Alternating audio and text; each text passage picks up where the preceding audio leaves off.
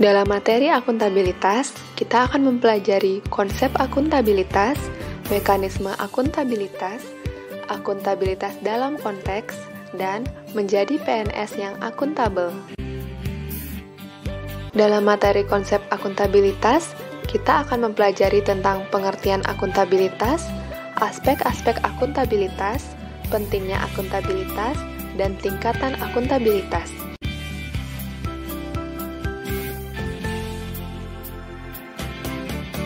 Samakah pengertian akuntabilitas dan responsibilitas?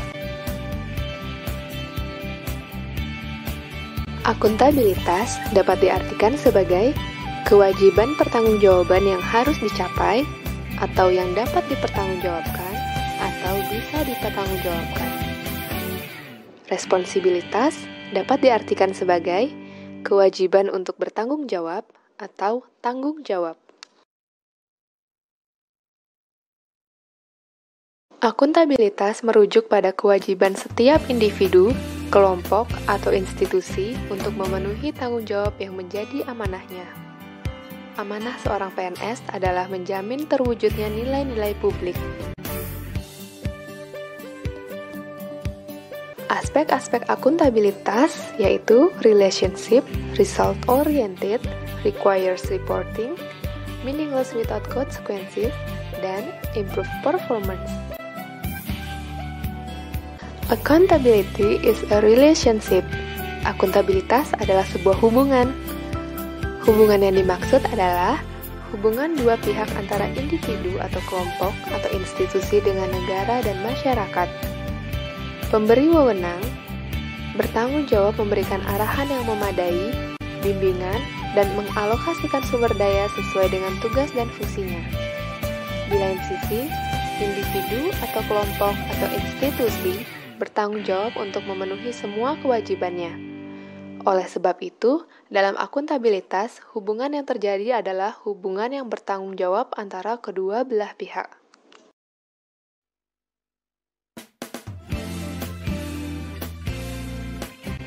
Accountability is results-oriented. Akuntabilitas berorientasi pada hasil. Hasil yang diharapkan dari akuntabilitas adalah perilaku aparat pemerintah yang bertanggung jawab, adil, dan inovatif. Dalam konteks ini, setiap individu atau kelompok atau institusi dituntut untuk bertanggung jawab dalam menjalankan tugas dan kewajibannya, serta selalu bertindak dan berupaya untuk memberikan kontribusi untuk mencapai hasil yang maksimal. Dalam hal ini, proses setiap individu atau kelompok atau institusi akan diminta pertanggungjawabannya secara aktif yang terlibat dalam proses evaluasi dan berfokus peningkatan kinerja. Accountability requires reporting. Akuntabilitas membutuhkan adanya laporan. Laporan kinerja adalah perwujudan dari akuntabilitas. Dengan memberikan laporan kinerja, berarti mampu menjelaskan terhadap tindakan dan hasil yang telah dicapai oleh individu, kelompok, atau institusi, serta mampu memberikan bukti nyata dari hasil dan proses yang telah dilakukan. Dalam dunia birokrasi, bentuk akuntabilitas setiap individu berwujud suatu laporan yang didasarkan pada kontrak kerja, sedangkan untuk institusi adalah LAKIP atau Laporan Akuntabilitas Kinerja Instansi Pemerintah.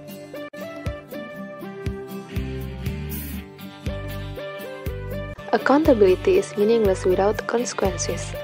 Akuntabilitas memerlukan konsekuensi. Akuntabilitas adalah kewajiban. Kewajiban menunjukkan tanggung jawab, dan tanggung jawablah menghasilkan konsekuensi. Konsekuensi tersebut dapat berupa penghargaan atau sanksi.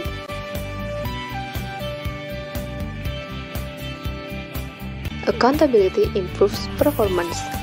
Akuntabilitas memperbaiki kinerja. Tujuan utama dari akuntabilitas adalah untuk memperbaiki kinerja PNS dalam memberikan pelayanan kepada masyarakat. Dalam pendekatan akuntabilitas yang bersifat proaktif ini, akuntabilitas dimaknai sebagai sebuah hubungan dan proses yang direncanakan untuk mencapai tujuan yang telah ditetapkan sejak awal, penempatan sumber daya yang tepat, dan evaluasi kinerja. Dalam hal ini, proses setiap individu atau kelompok atau institusi akan diminta pertanggungjawaban secara aktif yang terlibat dalam proses evaluasi dan berfokus peningkatan kinerja. Akuntabilitas memiliki fungsi bagi organisasi sebagai suatu kewajiban jabatan dalam memberikan pertanggungjawaban laporan kegiatan kepada atasannya. Akuntabilitas juga berfungsi untuk membentuk sikap dan perilaku PNS dengan mengedepankan kepentingan publik, imparsial, dan berintegritas. Akuntabilitas berfungsi utama untuk menyediakan kontrol demokratis, untuk mencegah korupsi dan penyalahgunaan kekuasaan, dan untuk meningkatkan efisiensi dan efektivitas. Mekanisme akuntabilitas di birokrasi ada dua, yaitu vertical accountability dan horizontal accountability. Vertical accountability adalah pertanggungjawaban atas pengelolaan dana kepada otoritas yang lebih tinggi, misalnya pertanggungjawaban unit-unit kerja kepada pemerintah daerah, kemudian pemerintah daerah kepada pemerintah pusat, dan pemerintah pusat kepada MPR. Horizontal accountability adalah pertanggungjawaban kepada masyarakat luas. Adapun tingkatan akuntabilitas yaitu akuntabilitas personal, akuntabilitas individu, akuntabilitas kelompok, akuntabilitas organisasi, dan akuntabilitas stakeholder. Akuntabilitas personal mengacu pada nilai-nilai yang ada pada diri seseorang seperti kejujuran, integritas, moral, dan etika. Pertanyaan yang digunakan untuk mengidentifikasi apakah seseorang memiliki akuntabilitas personal antara lain, apa yang dapat saya lakukan untuk memperbaiki situasi dan membuat perbedaan? Pribadi yang akuntabel adalah yang menjadikan dirinya sebagai bagian dari solusi, bukan masalah. Akuntabilitas individu mengacu pada hubungan antara individu dan lingkungan kerjanya, yaitu antara PNS dengan instansinya sebagai pemberi kewenangan. Pemberi kewenangan bertanggung jawab untuk memberikan arahan yang memadai, bimbingan, dan sumber daya, serta menghilangkan hambatan kinerja. Sedangkan PNS sebagai aparatur negara bertanggung jawab untuk memenuhi tanggung jawabnya. Pertanyaan penting yang digunakan untuk melihat tingkat akuntabilitas individu seorang PNS adalah, apakah individu mampu mengatakan, ini adalah tindakan yang telah saya lakukan, dan ini adalah apa yang akan saya lakukan untuk membuatnya menjadi lebih baik. Akuntabilitas kelompok. Kinerja sebuah institusi biasanya dilakukan atas kerjasama kelompok.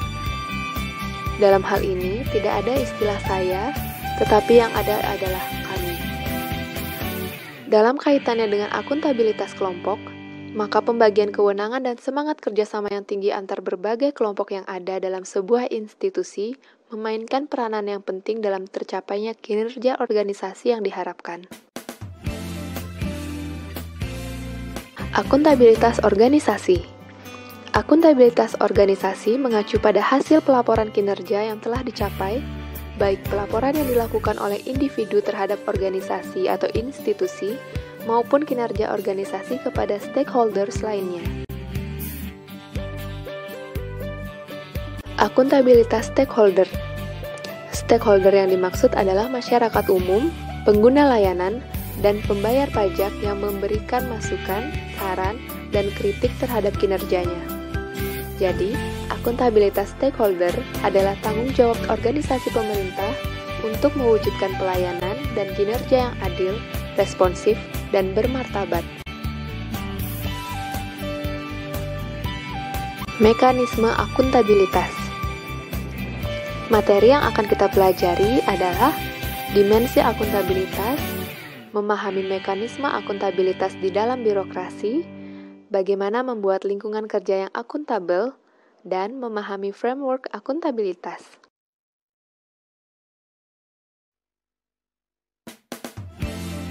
Ada 4 dimensi akuntabilitas, yaitu akuntabilitas kejujuran dan hukum, akuntabilitas proses, akuntabilitas program, dan akuntabilitas kebijakan.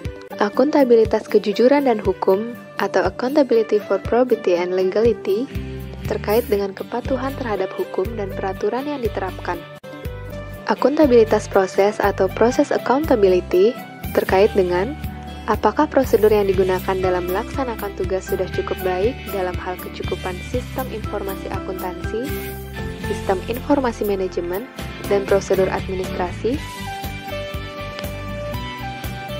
Akuntabilitas ini diterjemahkan melalui pemberian pelayanan publik yang cepat, responsif, dan murah. Pengawasan dan pemeriksaan akuntabilitas proses dilakukan untuk menghindari terjadinya kolusi, korupsi, dan nepotisme. Akuntabilitas program atau program accountability dapat memberikan pertimbangan apakah tujuan yang ditetapkan dapat tercapai dan apakah ada alternatif program lain yang memberikan hasil maksimal dengan biaya yang minimal. Akuntabilitas kebijakan atau policy accountability terkait dengan pertanggungjawaban pemerintah atas kebijakan yang diambil terhadap DPR atau DPRD dan masyarakat luas. Adapun mekanisme akuntabilitas birokrasi, yaitu perencanaan strategis, kontrak kinerja, dan laporan kinerja. Perencanaan strategis berupa rencana pembangunan jangka panjang nasional atau daerah, rencana pembangunan jangka menengah nasional atau daerah, dan rencana kerja pemerintah nasional atau daerah, rencana strategis untuk setiap satuan kerja perangkat daerah, dan sasaran kerja pegawai untuk setiap PNS. Semua PNS tanpa terkecuali mulai 1 Januari 2014 menerapkan adanya kontrak kerja pegawai. Kontrak kerja yang dibuat untuk tiap tahun ini merupakan kesepakatan antara pegawai dengan atasan langsungnya. Kontrak atau perjanjian kerja ini merupakan implementasi dari Peraturan Pemerintah Nomor 46 Tahun 2011 tentang penilaian prestasi kerja PNS. Laporan kinerja, yaitu berupa laporan akuntabilitas kinerja instansi pemerintah atau LAKIP, berisi perencanaan dan perjanjian kinerja pada tahun tertentu, pengukuran dan analisis capaian kinerja, serta akuntabilitas keuangan. Menciptakan lingkungan kerja yang akuntabel. Bagaimana caranya? Lingkungan kerja yang akuntabel dapat diperoleh dari kepemimpinan, transparansi, integritas, tanggung jawab, keadilan, kepercayaan, keseimbangan, kejelasan, dan konsistensi.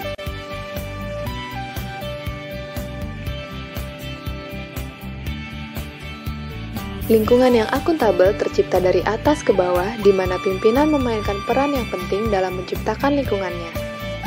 Pimpinan mempromosikan lingkungan yang akuntabel dapat dilakukan dengan memberikan contoh pada orang lain, atau lead by example.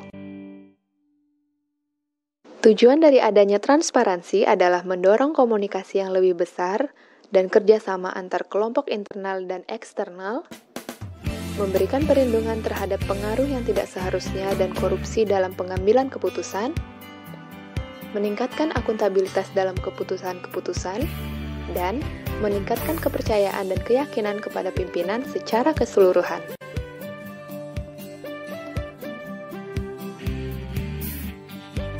Dengan adanya integritas, menjadikan suatu kewajiban untuk menjunjung tinggi dan mematuhi semua hukum yang berlaku, undang-undang, kontrak, kebijakan, dan peraturan yang berlaku. Dengan adanya integritas, institusi dapat memberikan kepercayaan dan keyakinan kepada publik atau stakeholders.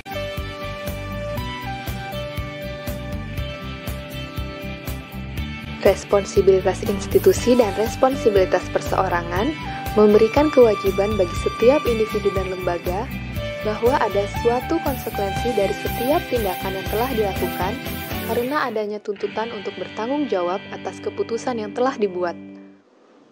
Responsibilitas terbagi dalam responsibilitas perorangan dan responsibilitas institusi. Responsibilitas perseorangan berupa adanya pengakuan terhadap tindakan yang telah diputuskan dan tindakan yang telah dilakukan, adanya pengakuan terhadap etika dalam pengambilan keputusan, dan adanya keterlibatan konstituen yang tepat dalam keputusan. Responsibilitas institusi berupa adanya perlindungan terhadap publik dan sumber daya, adanya pertimbangan kebaikan yang lebih besar dalam pengambilan keputusan, adanya penempatan PNS dan individu yang lebih baik sesuai dengan kompetensinya, dan adanya kepastian kebijakan dan prosedur yang ditetapkan dan fungsinya untuk melindungi sumber daya organisasi.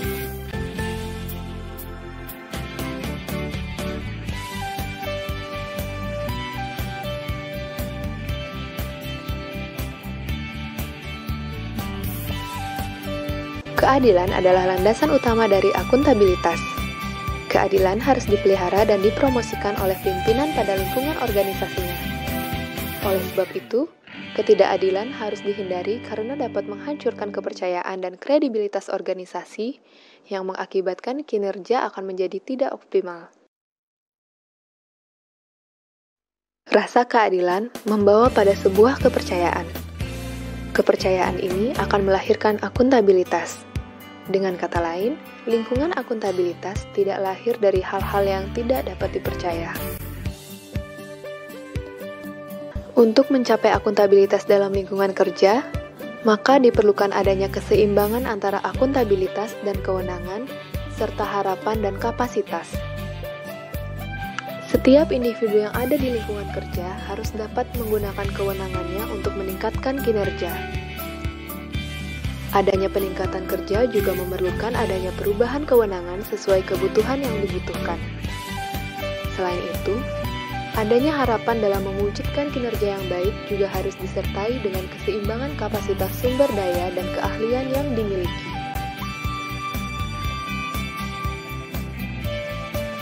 Kejelasan juga merupakan salah satu elemen untuk menciptakan dan mempertahankan akuntabilitas. Agar individu atau kelompok dalam melaksanakan wewenang dan tanggung jawabnya dikatakan akuntabel, mereka harus memiliki gambaran yang jelas tentang apa yang menjadi tujuan dan hasil yang diharapkan.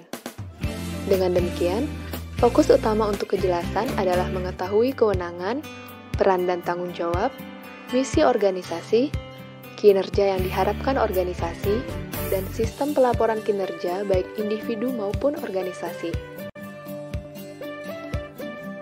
Konsistensi menjamin stabilitas. Penerapan yang tidak konsisten dari sebuah kebijakan, prosedur, sumber daya akan memiliki konsekuensi terhadap tercapainya lingkungan kerja yang tidak akuntabel akibat melemahnya komitmen dan kredibilitas anggota organisasi. 5 langkah yang harus dilakukan dalam membuat framework akuntabilitas di lingkungan kerja PNS. Yang pertama, menentukan tujuan yang ingin dicapai dan tanggung jawab yang harus dilakukan. Hal ini dapat dilakukan melalui penentuan tujuan dari rencana strategis organisasi, mengembangkan indikator, ukuran, dan tujuan kinerja, dan mengidentifikasi peran dan tanggung jawab setiap individu dalam organisasi. Kedua, melakukan perencanaan atas apa yang perlu dilakukan untuk mencapai tujuan. Cara ini dapat dilakukan melalui identifikasi program atau kebijakan yang perlu dilakukan, siapa yang bertanggung jawab, kapan akan dilaksanakannya, dan biaya yang dibutuhkan. Selain itu, perlu dilakukannya identifikasi terhadap sumber daya yang dimiliki organisasi serta konsekuensinya apabila program atau kebijakan tersebut berhasil atau gagal untuk dilakukan. Ketiga, melakukan implementasi dan memantau kemajuan yang sudah dicapai. Hal tersebut penting dilakukan untuk mengetahui hambatan dari implementasi kebijakan atau program yang telah dilakukan. Keempat, memberikan laporan hasil secara lengkap, mudah dipahami, dan tepat waktu. Hal ini perlu dilakukan sebagai wujud untuk melaksanakan akuntabilitas dalam menyediakan dokumentasi dengan komunikasi yang benar serta mudah dipahami. Kelima, melakukan evaluasi hasil dan menyediakan masukan atau feedback untuk memperbaiki kinerja yang telah dilakukan melalui kegiatan-kegiatan yang bersifat korektif. Akuntabilitas dalam konteks. Materi yang akan kita pelajari adalah transparansi dan akses informasi, praktek kecurangan dan perilaku korup, penggunaan sumber daya milik negara, penyimpanan dan penggunaan data dan informasi pemerintah, dan konflik kepentingan. Terdapat beberapa kasus akuntabilitas dalam beberapa konteks yang umum terjadi, yaitu transparansi dan akses informasi, praktik kecurangan dan perilaku korup, penggunaan sumber daya milik negara, penyimpangan dan penggunaan data dan informasi pemerintah, dan konflik kepentingan.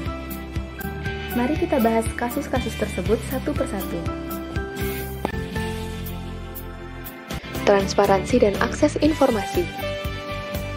Dalam Undang-Undang Nomor 14 Tahun 2008 tentang Keterbukaan Informasi Publik, Pasal 3 menyebutkan bahwa menjamin hak warga negara untuk mengetahui rencana pembuatan kebijakan publik, program kebijakan publik, dan proses pengambilan keputusan publik, serta alasan pengambilan suatu keputusan publik.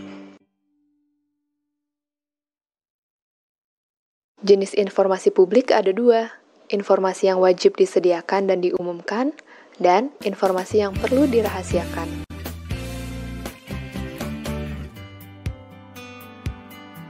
Kemudian, prinsip keterbukaan informasi yaitu Maximum Access Limited Exemption, permintaan tidak perlu disertai alasan, mekanisme yang sederhana, murah, dan cepat, informasi harus utuh dan benar, informasi proaktif, dan perlindungan pejabat yang beritikat baik.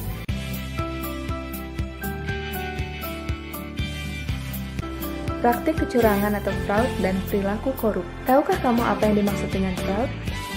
Fraud adalah tindakan yang disengaja oleh anggota manajemen perusahaan, pihak yang berperan dalam governance perusahaan, karyawan, atau pihak ketiga yang melakukan pembohongan atau penipuan untuk memperoleh keuntungan yang tidak adil atau ilegal. Fraud terjadi karena 3 hal yang dapat terjadi secara bersamaan, yaitu yang pertama, peluang untuk melakukan fraud. Peluang ini biasanya muncul sebagai akibat lemahnya pengendalian internal di organisasinya. Terbukanya kesempatan ini juga dapat menggoda individu atau kelompok yang sebelumnya tidak memiliki motif untuk melakukan fraud. Yang kedua, insentif atau tekanan untuk melakukan fraud. Beberapa contoh pressure dapat timbul karena masalah keuangan pribadi dan sifat-sifat buruk seperti berjudi, narkoba, berhutang berlebihan, dan tenggat waktu dan target kerja yang tidak realistis. Yang ketiga, sikap atau rasionalisasi untuk membenarkan tindakan fraud. Hal ini terjadi karena seseorang mencari pembenaran atas aktivitasnya yang mengandung fraud. Berikut adalah laporan Ombudsman tahun 2012 di salah satu provinsi di Indonesia yang mencerminkan buruknya etika para aparatur pemerintah Indonesia. Dari grafik ini terlihat bahwa laporan masyarakat terbanyak adalah dikarenakan penyalahgunaan wewenang, disusul penundaan dan tidak memberikan pelayanan. Penggunaan sumber daya milik negara. Fasilitas negara digunakan untuk mencapai tujuan organisasi dalam melayani publik. Setiap PNS harus memastikan bahwa penggunaannya diaturan sesuai dengan prosedur yang berlaku, penggunaannya dilakukan secara bertanggung jawab dan efisien, dan pemeliharaan fasilitas secara benar dan bertanggung jawab. Penyimpangan dan penggunaan data informasi pemerintah. Menurut Mulgan, proses suatu organisasi akuntabel karena adanya kewajiban untuk menyajikan dan melaporkan informasi dan data yang dibutuhkan oleh masyarakat atau pembuat kebijakan atau pengguna informasi dan data pemerintah lainnya. Prinsip penggunaan data dan informasi ada 4, yaitu relevant information, reliable information, understandable information, dan comparable information. Konflik kepentingan. Konflik kepentingan merupakan situasi yang timbul di mana tugas publik dan kepentingan pribadi bertentangan. Tipe-tipe konflik kepentingan ada 2, yaitu konflik kepentingan keuangan dan non-keuangan. Konflik kepentingan keuangan meliputi penggunaan sumber daya lembaga termasuk dana, peralatan, atau sumber daya aparatur untuk keuntungan pribadi. Konflik kepentingan non-keuangan meliputi penggunaan posisi atau wewenang untuk membantu diri sendiri dan atau orang lain.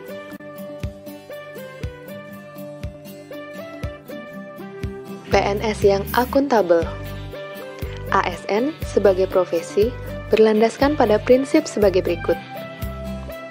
Nilai dasar, kode etik dan kode perilaku, komitmen, integritas moral dan tanggung jawab pada pelayanan publik, kompetensi yang diperlukan sesuai dengan bidang tugas, kualifikasi akademik, jaminan perlindungan hukum dalam menjalankan tugas, dan profesionalitas jabatan. Apa sih yang diharapkan dari seorang ASN? Yang pertama, perilaku individu yang akuntabel. Kedua, perilaku akuntabel dalam transparansi dan akses informasi. Ketiga, menghindari perilaku yang curang dan koruptif. Keempat, perilaku akuntabel dalam penggunaan sumber daya negara. 5. Perilaku akuntabel dalam penyimpanan dan penggunaan data serta informasi pemerintah. 6. Menghindari konflik kepentingan. Dan 7. Mengambil keputusan secara akuntabel. Sekian, terima kasih.